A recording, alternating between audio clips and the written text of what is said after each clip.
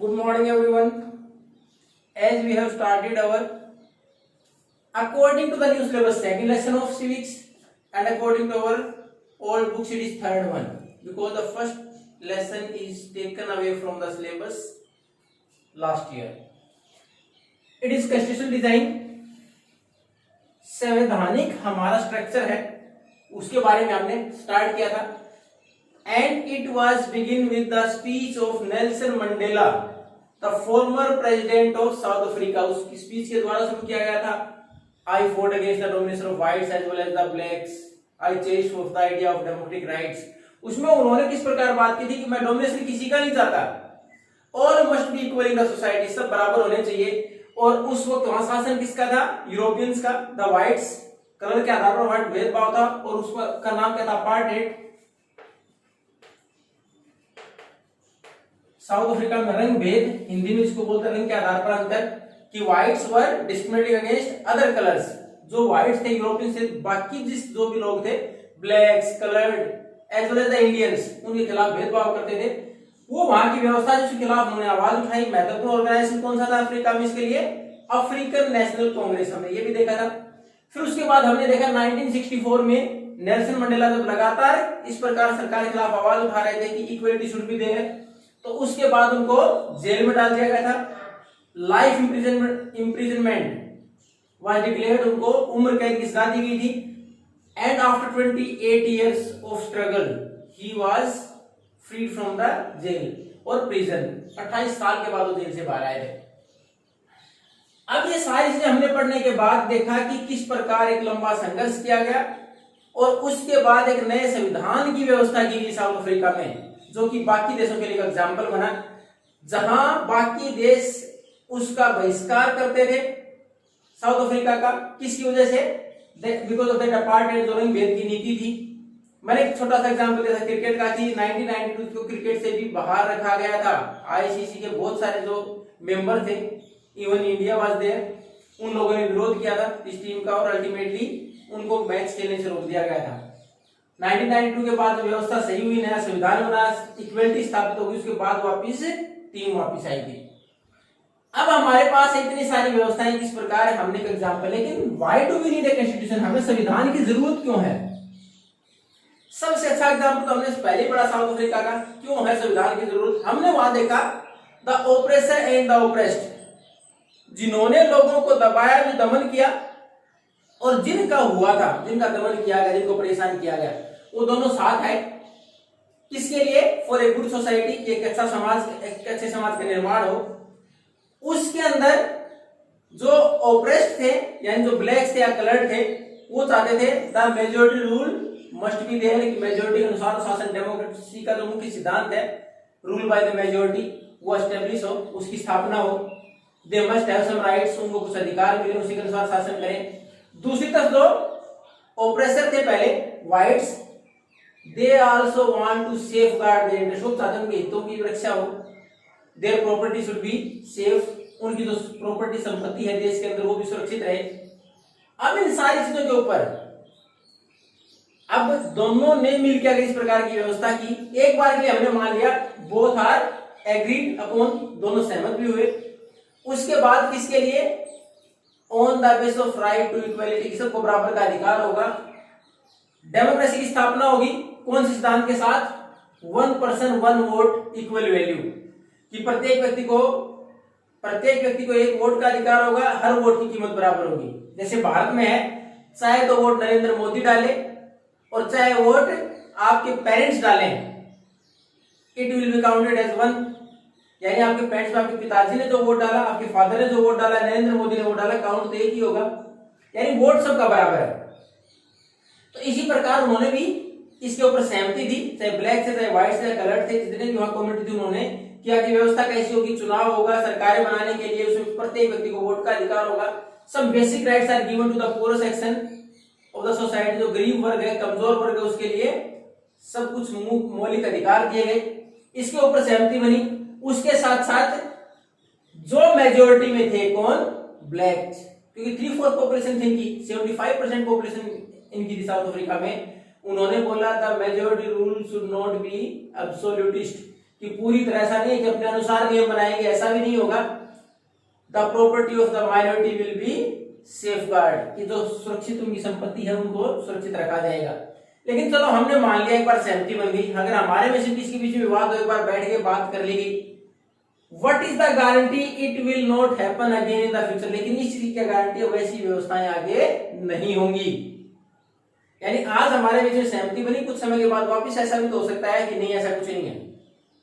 तो इसके लिए हमें संविधान की जरूरत क्यों पड़ी कि there must be some norms which are in the written form, कुछ नियम ऐसे होने जो रिटन में हो।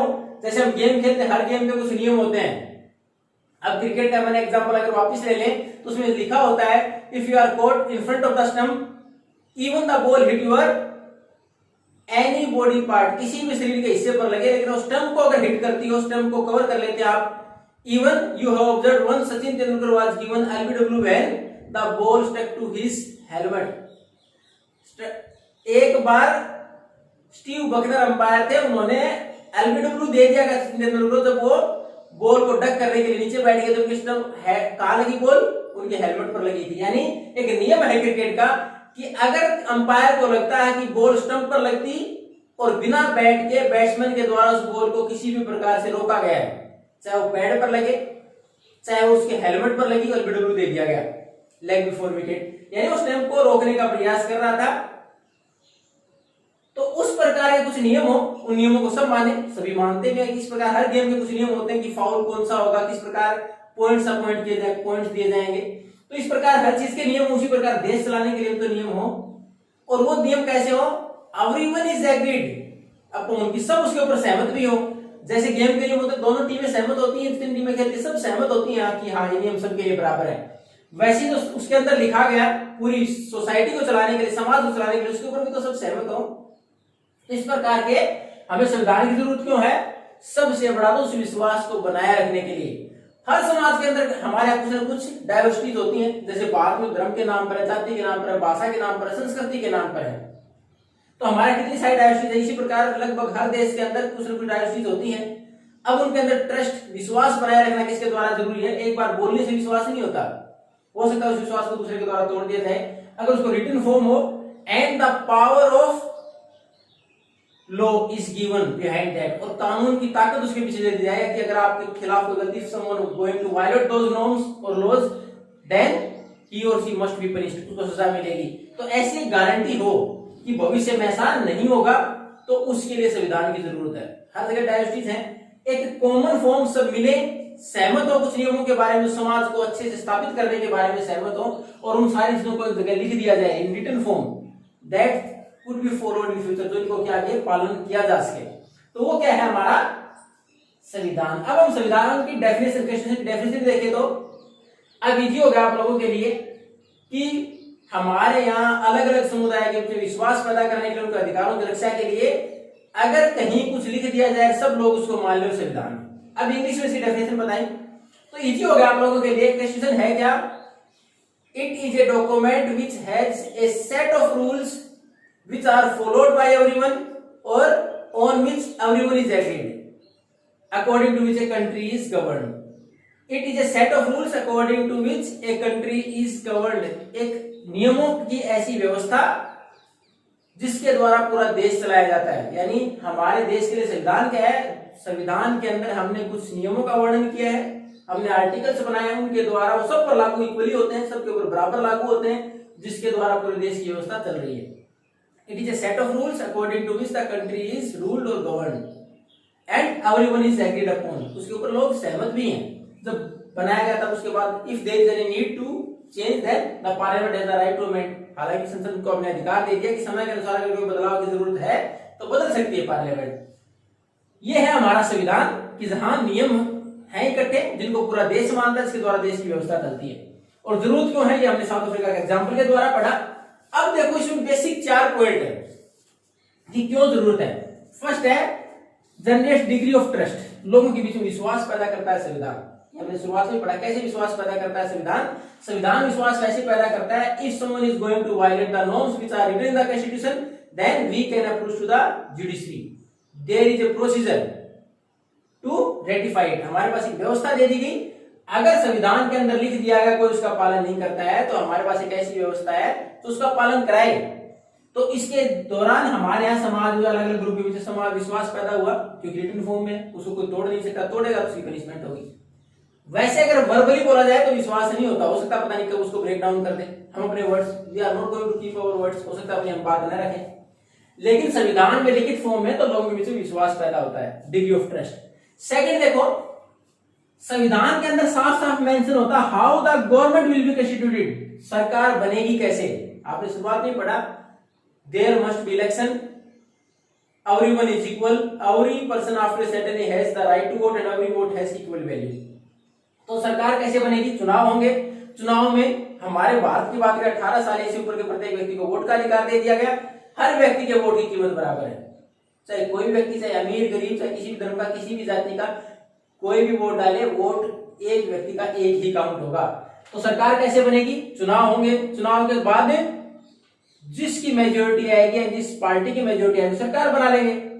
और उसके बाद उसमें यह भी मेंशन होता है what are the decision taken by that government, की कौन कौन से डिसीजन वो सरकार ले सकती है। ऐसा नहीं मन मर्जी से सरकार बन गई उसके बाद उन्होंने अपनी इच्छा से कोई भी कानून लागू करना शुरू कर दिया। उसमें संविधान में ये मेंशन होगा what are the decision can be taken by the government, सरकार किस प्रकार के डिसीजन ले सकती है अपनी मन मर्जी से। इसके लिए लास्ट ईयर एक वर्ड आया था आर्बिट्रेरी, मनमाने तरीके से डिसीजन नहीं लिए जा सकते। What British were doing in India, जैसे कि ब्रिटिशर्स कर रहे थे भारत में। अब हमारे पास दो हो गए, संविधान की जरूरत क्यों है, विश्वास बनाए रखने के लिए हर समुदाय के अंदर, दूसरा सरकार बनेगी कैसे और किस प्रकार के डिसीजन ले सकती है। Then after limits of government powers, ये हमने पहले ही पढ़ा कि सरकार की पावर पर लिमिट लगाता है संविधान कि आप डिसीजन यहां तक ही ले सकते हैं, इससे अगर आप जाएंगे तो someone is there to check, कि कोई को रोकने वाला होगा। हमारे यहाँ इसके लिए 3 ऑर्गन है सरकार के, there are 3 organs of the government. Legislature is going to make laws, सरकार का एक हिस्सा जो कानून बनाने के लिए है। Then executive to implement, executive लागू करने के लिए। If there is any dispute, अगर कोई विवाद होता है, अगर संविधान के दायरे से बाहर जाके सरकार कोई कानून बनाती है, then we have the judiciary to check it. संविधान की व्याख्या कौन करता है, हमारी जुडिशरी। संविधान में ऐसा लिखा है आप इससे ज्यादा कानून नहीं बना सकते, रोक दिया जाएगा। तो सरकार की पावर के ऊपर लिमिट लगाता है संविधान की, आप इससे ज्यादा एक्सट्रीम लेवल पर जाके डिसीजन नहीं ले सकते तो किसी को हार्म करता हो।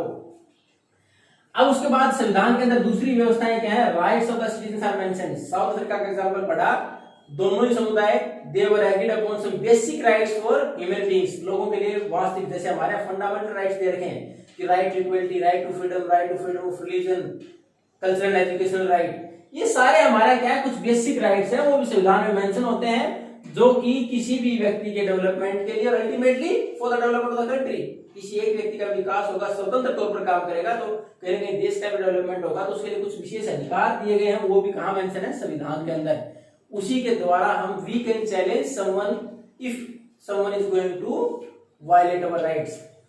3 हो गए हमारे पास, पहला विश्वास बनाए रखना, दूसरा सरकार किस प्रकार बनेगी, क्या डिसीजन ले सकती है, उसके अलावा सरकार की पावर कितनी है, कौन से डिसीजन वो नहीं ले सकती, कहां उसको रोका जा सकता है, और लोगों के अधिकार। अंत में आ गए express aspiration of the people to create a good society, to create a good society, कि हमारे यहाँ लोगों की इच्छा को दर्शाता है कि अच्छा समाज कैसे होगा। क्यों, संविधान किसने बनाया, not by a single person, किसी एक व्यक्ति ने नहीं बनाया।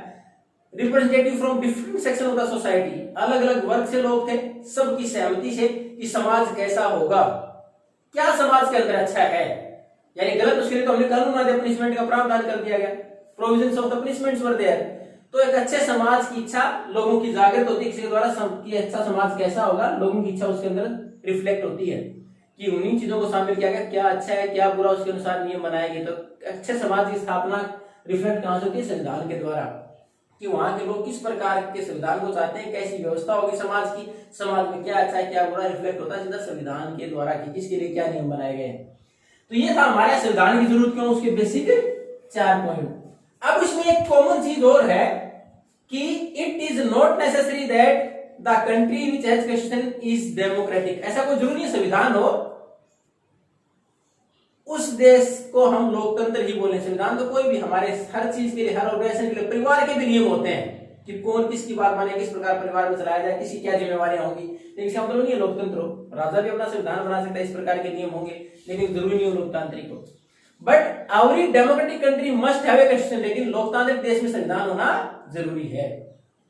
And in the next class we are going to continue with how the Indian constitution was made, हमारा संविधान कैसे बनाया गया, and what are the different provisions we have taken from different countries to make a good constitution, कि अलग अलग देशों से हमने कौन से प्रावधान लिए अच्छा संविधान बनाने के लिए। Thank you and have a nice day.